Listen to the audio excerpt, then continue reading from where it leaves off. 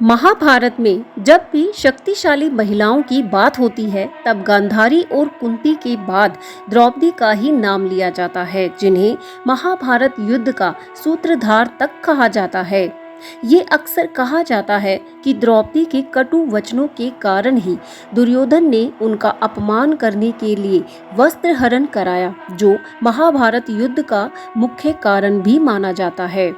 द्रौपदी का जन्म अग्नि से हुआ था, जिन्हें उस समय संसार में मौजूद सबसे सुंदर स्त्रियों में से एक माना जाता है, जो बोलचाल में भी बुद्धिमान और हाजिर जवाब थीं।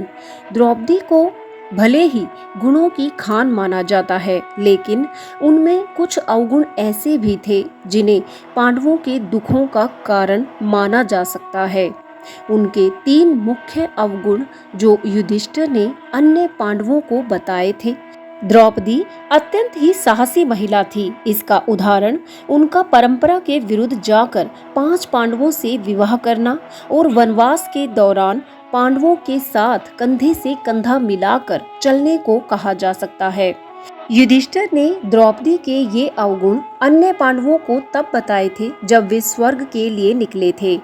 द्रौपदी का पहला अवगुण जो युधिष्ठिर ने बताया वो ये था कि वो अर्जुन से बेहद प्रेम करती थी, और अत्यधिक प्रेम इंसान को कमजोर बना देता है। तब और इसी प्रेम के कारण द्रौपदी को अर्जुन को अन्य स्त्रियों के साथ साझा करना पड़ा, और यही प्रेम आगे चलकर उनके लिए बहुत ही दुखदायी रहा।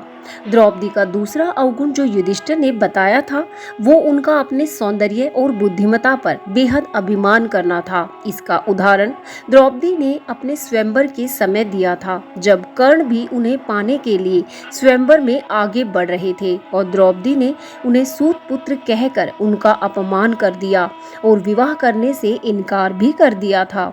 युधिष्ठिर द्वारा द्रौपदी का तीसरा अवगुण उनका हठी और जिद्दी होना बताया गया, जिस कारण उन्होंने दुर्योधन से बदला लेने की सौगंध खाई और महाभारत युद्ध में करोड़ों लोग मारे गए।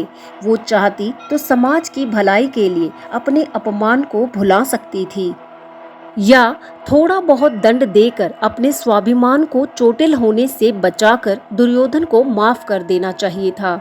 इन्हीं अवगुणों के कारण पांडवों को अत्यंत दुख झेलने पड़े।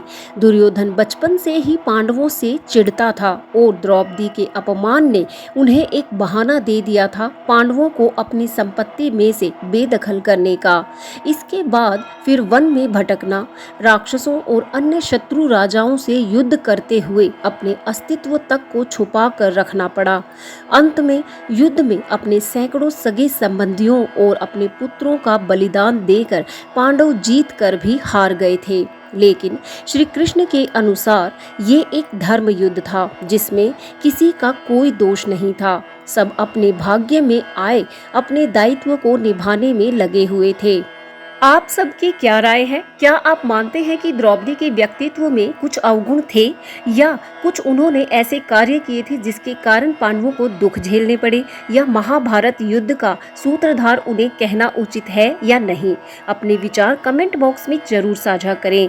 और महाभारत की किन बातों को आप महाभारत युद्ध का कारण मानते हैं?